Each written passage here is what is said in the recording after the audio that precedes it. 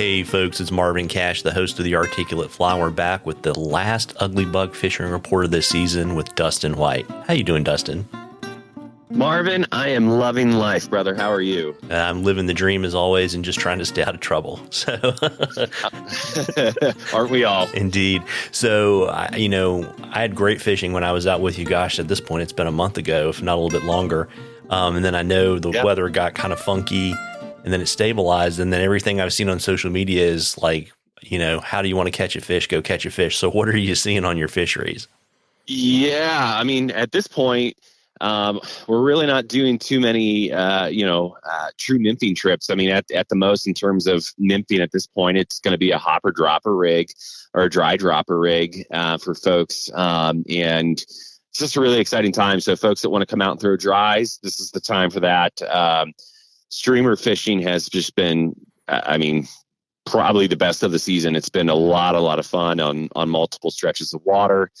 And it's just been really pleasant days. It's not too hot, not too cold, just right, so to speak. So we're, as I said, having a lot of different options of how we want to target the fish. So we're not kind of leashed figuratively or literally to our bobber rigs as the primary means. We can play around a little bit and see some success. And we're seeing size, or kind of our average size fish going up a little bit, which is pretty typical this time of year for us as well. And neat. And so are you seeing, what are the differences kind of, reef, mile, and the bighorn, or is it all kind of the same sort of game right now?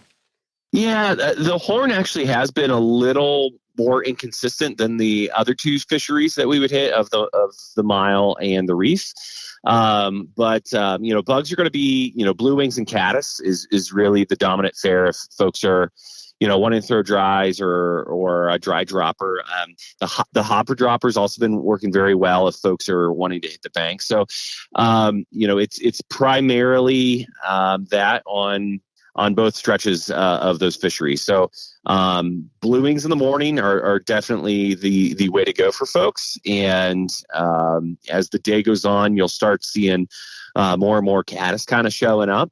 That was working out really well. In terms of, the streamer bites and what size streamers, smaller's definitely been working a bit better. I'd say 2 out of every 3 takes are going to be on a smaller, not articulated streamer. And then about a third are going to be on the bigger, 4 inch or so articulated streamer for us. Folks that have been listening to our fishing reports will remember we tend to run a 2 streamer rig out this way. And so we'll have our smaller streamer as your point fly, and then the terminal fly behind that will be a larger articulated one. And kind of play around with color variation, one a little more subtle, one a little more flashy, and even play around with folks' strip cadence as well. We're seeing some days they're wanting a really, really quick retrieve, and in others a little more erratic and slow, and kind of pausing that point. So again, that all just adds to it because it's a ton of fun right now this time of year. It's kind of playtime for us. Yeah, absolutely. And, you've probably got 2.5 weeks left on the season before you head east and start the steelhead gig, right? Yep. Couple weeks left, and really, really excited about finishing strong and then getting back east to wind things up on our Lake Erie steelhead. Yeah, and then lather, rinse, repeat, and start it all over again. Yep, exactly. Exactly. Yeah, and so folks, this is our last fishing report with the Ugly Bug for the season, and as we've mentioned throughout the fishing report season, we were going to draw for this really killer tailwater box from the folks at the Ugly Bug. And before I announce the winner, you want to kind of, Dustin, remind folks the box and, all that kind of good stuff and what's in it?